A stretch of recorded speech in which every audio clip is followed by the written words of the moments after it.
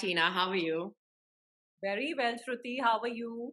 I'm good too. Thank you so much for taking our time. Always a pleasure, Shruti. So, as soon as the pandemic hit, there was a flood of information that was shared. And everybody started connecting with people, their audience, everyone online without even thinking what they should do. What, according to you, should be the first steps to prepare yourself and actually then start your image so you can stand out and represent yourself better? Okay. This is my favorite topic, Shruti. So let me say that a lot of people, just go out there and don't give it a second thought. But what we need to understand is that, we're living in such a competitive and specialized world where we're all constantly under the scanner these days. And what we need to do to stand out from somebody else is to work on our personal brand or on our image, you know. And there's a very simple formula to this known as the ABCD of image, and I'm going to speak about that in a bit. But the flack that we image consultants get a lot of the times is, why is image so important? Why are you guys so shallow? What about the skills, the talents, the education, the knowledge that a person brings to the table? What about that? But our argument really is, Shruti, that when you meet somebody initially, or when somebody sees you for the first time, it's only your outward appearance that they're going to gauge. They're not going to be able to tell whether you're talented or you're skilled or you're so intelligent. None of that matters. What matters is how you look and how you carry yourself. So the image, according to me, is the most important thing. And so the ABCD of image, when I speak, and that is something that you really need to work on to build your personal brand. The A being your appearance, and the appearance would mean how you dress, the clothes you wear, how you carry yourself, your grooming, your personal hygiene, all of that counts. It's equally important. Your B would be your behavior, your mannerisms, your etiquette, your body language. Your body language would include your gestures, your hand movements, your postures, your facial expressions, and even soft skills. So perhaps not all soft skills, but certain soft skills such as interpersonal skills and emotional intelligence would be very, very important, to kind of build a connect with your audience here. Um, then moving on to C would be your communication skills. Again, both verbal and non-verbal are equally important. Verbal is what you actually speak or the words that come out of your mouth. And your non-verbal would be how you communicate with somebody through your body language, again, through your facial expressions, through your hand movements, all of that. So, yeah. And then D, digital presence, of course, is extremely important these days. We are all living and thriving and surviving because of that. So I would say be very careful about what you post out there, because all brands and all companies will obviously Google you before they kind of have any association in mind with you in the future. So please don't post any inappropriate content there. So yes, the ABCD of image should be your main focus before you decide to step in front of the camera. So true and so well put, this ABCD. It's such an easy concept to learn. And this covers a lot of my questions that I had about tips and exercises and everything. Remember the ABCD, and you know exactly what you need to be doing. So, Yes. another thing is, now there are a lot of people who are very scared to actually come in front of the camera. So, how would you tell them to actually create their image and get over that fear?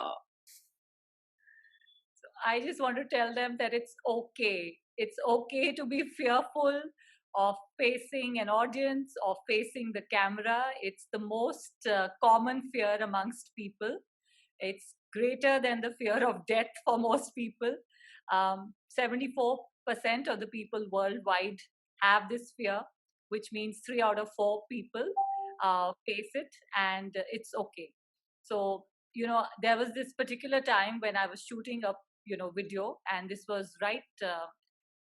We had just started this online channel called Sipping Thoughts, and we used to shoot these, chat shows.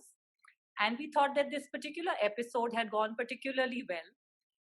And within 5 minutes, somebody from the editing team came and said that, ma'am, we'll need to reshoot. We were a set of 4 of us. And we were rather taken aback by what happened. We thought it all went off very well. He says, Tina ma'am, आपकी ना heartbeat सुनाई दे रही है video में. And everybody burst out laughing because they all knew how nervous I used to be with, every time I face the camera. And Shruti, believe me, I still am. Every time I need to hold a workshop or maybe even digitally, you still get those butterflies in your stomach and your heart is pumping. So it's perfectly fine. Acknowledge it, accept it. It's okay. But what you need to do to get over it is you follow the 4 P's. And this is your plan. Okay. You prepare, you practice, and you present. So what you need to plan is the fact that you need to plan what is it that you're going to be doing, what will be the purpose behind it. So if I'm going to be maybe making content or writing a speech for somebody, then what is my purpose behind it? Is it going to be to educate the audience or to maybe entertain them? It could be to motivate them. It could be just to inform them about a certain decision taken by the government, something as simple as that. So first you focus on planning what your content is going to be about. Then you plan your content as to maybe how many posts or videos you're going to make in a week or in a fortnight, and then move on to a month. Because when you leave it on a daily basis, you get very bogged down at times, because there are times when you need to travel, and then what do you do? So you need to plan it beforehand. You make sure your posts are ready so that there is no interruption there. So that is extremely important. And then you plan the fact that if you have a certain audience, why are they going to want to listen to you or to follow you? What is in it for them? It's called the WIFM. What is in it for me? And so, yeah, it could be as simple as the fact that you are entertaining them, could be the fact that you are educating them or adding value to their life in some way. So it could be whatever it is that you want to do. And after the planning comes your preparing. You research your content according to your plan or your purpose, and you maybe time it, because certain reels or certain other formats have a time bound constraint. So you need to time it as well. Then you move on to your practice, and practice it till you get perfect. Because the more you practice, the more confident you get, and the fear just goes out of the window. And finally, you come to showtime, which is present. And because you've done everything possible in your control, you just enjoy that moment and, revel in it. That's all I can say. That is so true. Because even when I started, I wasn't someone who was very used to being in front of the camera. I was more used to actually being at the back of it and making and designing. So even for me, I had to prepare, plan, even till day. I take some time before a show as well. And I would be in front of the camera. I would practice a little bit. I would calm myself down, and then you go on it. Because you have to be in a certain mind frame as well that, okay, now I'm fine. I know exactly what I have to say. Now let's do it. That is so correct. It's so important for us to do that. Another thing I would suggest is maybe practice in front of a mirror, or the better option would be to record yourself so that you can, see your body language, you can see your expressions, your gestures. You can even hear your, your communication, how you're communicating basically. That works really well, because half the times initially you will feel so awkward when you look at yourself. But you will be able to pinpoint, okay, these are my weaknesses and these are my strengths. I need to work here, and this is fine. So that works very well as a practice. Yes. I know. So I remember as soon as I even started, I started sending a lot of voice notes to people and I would listen to it myself as well. Because a lot of times when you're talking, especially in India, we stress on the t a lot, a lot, as you say. So, when you're listening to yourself, you're like, okay, I need to improve a few words for sure. And you do Yeah, that.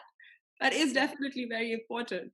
And yeah. so, I also wanted to know, now we know content is very important for everybody to share. You have to make, it has to be of value to people. But how important is it for you to even have your setup, the way you look, everything around you, surroundings as important as well? See, since it's an aesthetic or a visual medium, you have to ensure that everything looks pleasant and easy on the eyes. Basic point here that I would like to make is, like I said, your outward appearance is what people are going to gauge about you first. So, be it about you or your background, that is basically going to be the hook that will reel the audience in. Your skills or your content is what is going to get your followers to stay with you long term. There has been a scientific study, Shruti, that says the average person is going to make an impression about you based on your outward appearance in just 3 to 5 short seconds. And that's how long it takes. So maybe if I'm watching reels and I don't like the look of you, I'm just going to move forward. I'm not going to give you my time of the day. So it's as simple as that. So you don't need to look like a supermodel or an actress or an actor. You just need to be well groomed and look, sharply dressed, smartly dressed, and that's about it. Nothing more is required.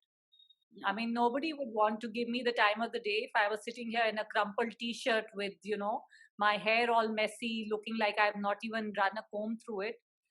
Nobody can be bothered. It's like, okay, if she cannot look after herself, she obviously cannot look after the other aspects in her life as well. It's as simple as that. So, you have a great presence online as well. So, what Thank you. activities do you do to connect digitally with your audience? So this is something that took me a while to figure out.